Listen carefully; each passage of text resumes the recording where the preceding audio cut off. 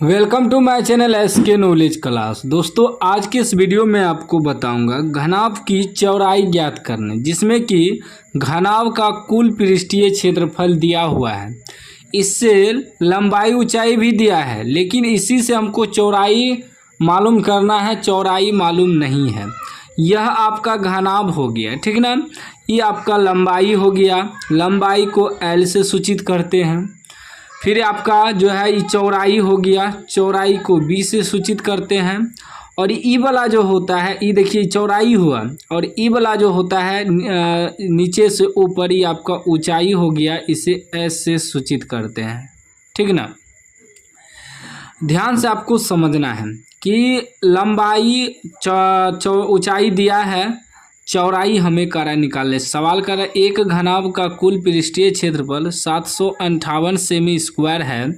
इसकी लंबाई एवं ऊंचाई क्रमशः 14 सेमी एवं 11 सेमी है। घनाभ की चौड़ाई ज्ञात करें। देखिए लंबाई एवं ऊंचाई तो क्रमशः में दिया है, तो लंबाई पहले हो जाएगा और ऊंचाई बाद में होगा। तो पहले लिख लेंगे जो जो हमको दिया है, लिखेंगे कुल पृष्ठ क्षेत्रफल घनाभ का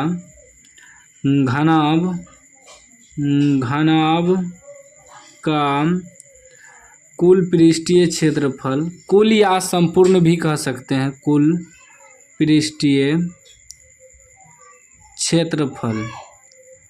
क्षेत्रफल हमें कितना दिया है, 758 सीएम स्क्वायर, ठीक।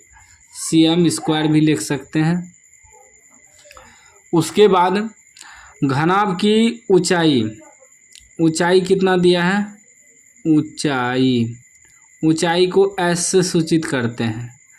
ऊंचाई बाद में दिया है, तो बाद में 11 सेमी हो जाएगा, 11 सीएम भी लिख सकते हैं। उसके बाद लंबाई दिया है, लंबाई को एल से सूचित करते हैं। लंबाई पहले दिया है, तो लंबाई कितना हो जाएगा, 14 हो जाएगा, 14 सीएम। और चौड़ाई हमें निकालना है।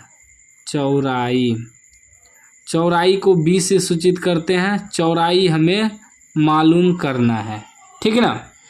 अब ध्यान से समझना है।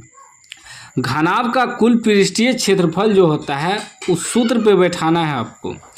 लिखेंगे घनाभ का कुल पृष्ठीय क्षेत्रफल बराबर घनाभ का कुल पृष्ठीय क्षेत्रफल बराबर, तो हमें दिया है घनाभ का कुल पृष्ठीय क्षेत्रफल 558 दिया है। और घनाभ का कुल पृष्ठीय क्षेत्रफल जो सूत्र होता है, इसमें सीएम स्क्वायर दिया है ना।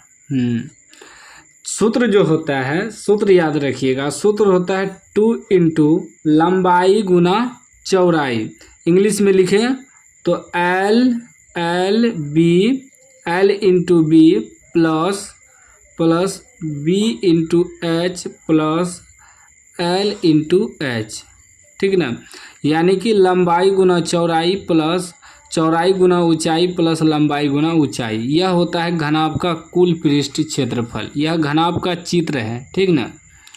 बराबर कितना, 758। इसी से मेरा चौड़ाई भी निकल जाएगा, ठीक ना।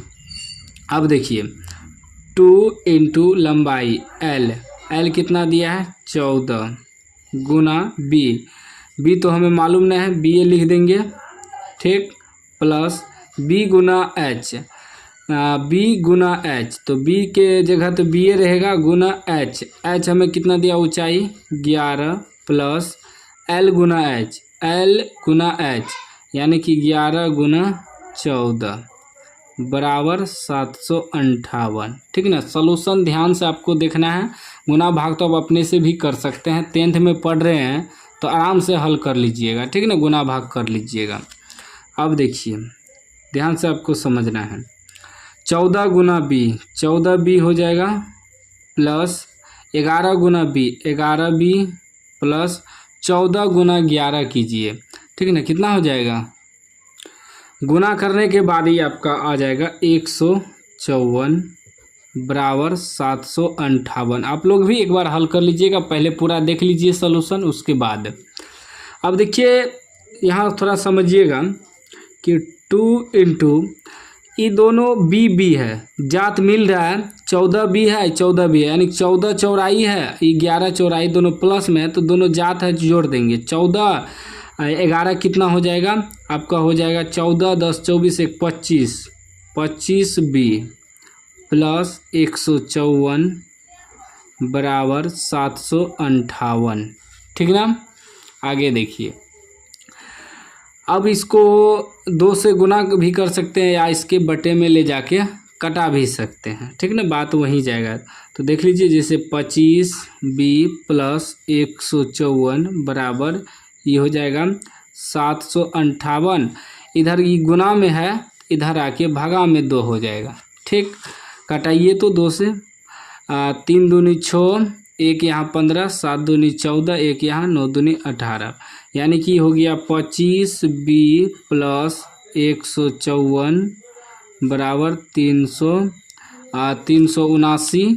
ठीक, जब 25 बी बराबर लिखेंगे तो ये अंक वाला एक जगह कर देना है, तो 389 प्लस है तो इधर आके माइनस 154 हो जाएगा। ठीक, अभी हो गया 25 बी बराबर, घटाइए तो 9 में से 4 घटेगा 5, 7 में से 5 घटेगा 2, 3 में से 1 घटेगा 2, और जब b बराबर निकालेंगे तो हो जाएगा 225, अब बटे में आ जाएगा E25। क्यों आप समझिए क्यों, क्योंकि गुना में है तो भागा में आ गया। अब इसको कटाइए तो 5 से अगर कटाते हैं 5 से कटाएंगे तो 25 25, 5 चौके 20, 2 यहाँ 25, 25 25, 5 नमा 45, कितना निकल गया b बराबर 9 cm। 9 cm, तो b क्या है, b आपका चौड़ाई है, चौड़ाई ही निकालना था, लिख देंगे अतः चौड़ाई बराबर 9 cm या 9 सेमी, ये आपका आंसर हो गया। ठीक ना। इस तरह का सवाल आपको इसी प्रकार बनाना है। कोई भी डाउट हो तो कमेंट बॉक्स में पूछ सकते हैं।